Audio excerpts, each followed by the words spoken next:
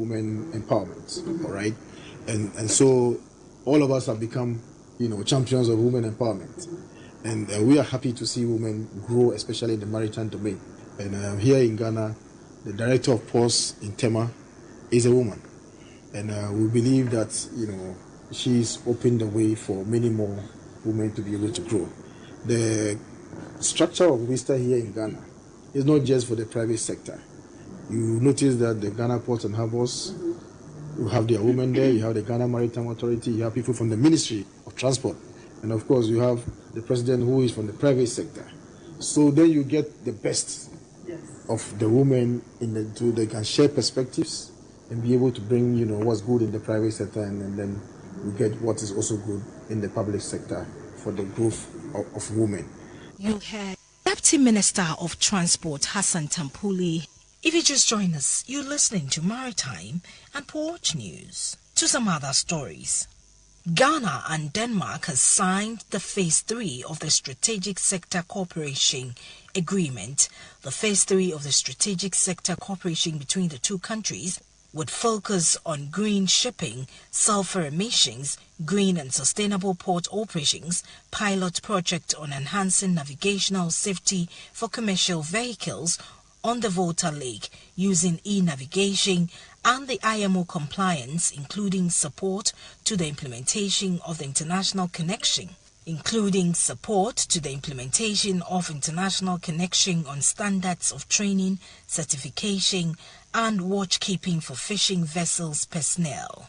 Now, speaking at the ceremony, the Minister of Transport, Siama, was optimistic that the agreement would be instrumental in meeting Ghana's commitment on climate change. According to the Transport Minister, although the Phase 1 and 2 saw to the enhancement of maritime safety and capacity development of the port of Tema, respectively, he's happy the Phase 3 will also include the removal of tree stumps in the Volta Lake that has been stymied to human and goods transit in the community. He said shipping does not end at the port, but to the final consumer, hence the need to look at the issues of the Volta Lake. He commended the Ghana Maritime Authority for removing some of the tree stumps. However, the third phase will also look at how the cracking of the stones in the lake will be a part of it. Let's listen. The Volta Lake is a man-made lake in the world. It stretches from the north to the south of this country. We in Ghana are proud to have such a facility, but like he said, there are issues concerning it.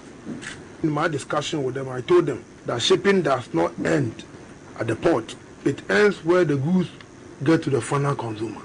And looking at the way the Volta Lake is situated, it is part of our transportation system so far as supply chain in this country is concerned. So we cannot develop a first-class port in Ghana without not looking at the situation introduced.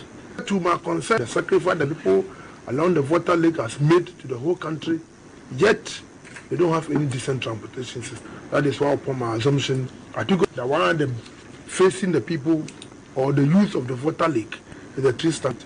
Ghana Maritime Authority have done well, and I think on this occasion, about navigable route, don't have the capacity to do the work that we are expecting them to do in terms of their finances. They've done what they are supposed to do. It is not enough to bring the safety, the level, the required safety that we are all looking for.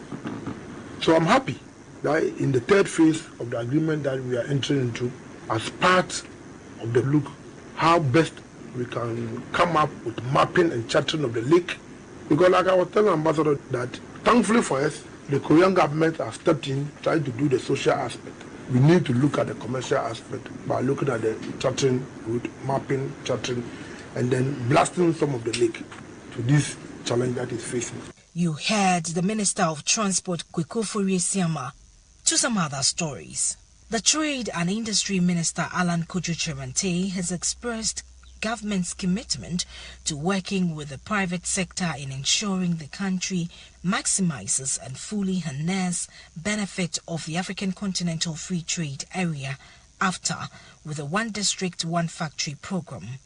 In a speech read on his behalf by Michael Poko Kranting, Director of Policy Planning and Evaluation at the Ministry of Trade and Industry, at the 6th Ghana Manufacturing Awards ceremony organized by Zodax Communications, Mr. Tremantin noted that government flagship program 1D1F was designed as a comprehensive industrial transformation agenda to drive the manufacturing and industry sector. According to him, the AFTA agreement coming into force removes the perennial limitation of small fragmented market and replaces it with a massive single duty-free market mostly for manufacturers, and AFTA is expected to boost Ghanaian export investment and innovation, foster infrastructural transformation, improve food security, and enhance economic growth and export diversification. On the international front, Shanghai faces weeks, if not months, of slow recovery until economic activity can fully bounce back from the crippling COVID lockdown that began in March. Based on the experience of other Chinese cities like Wuhan in 2020 and Jilin earlier this year, it will take time for shops to reopen or factories to secure supplies and ramp up production. On this note, we'll wrap up this morning's edition of Maritime and Port News. Maritime and Port News is proudly sponsored by the Ghana Shippers Authority. They provide you with the best in oil shipping solutions.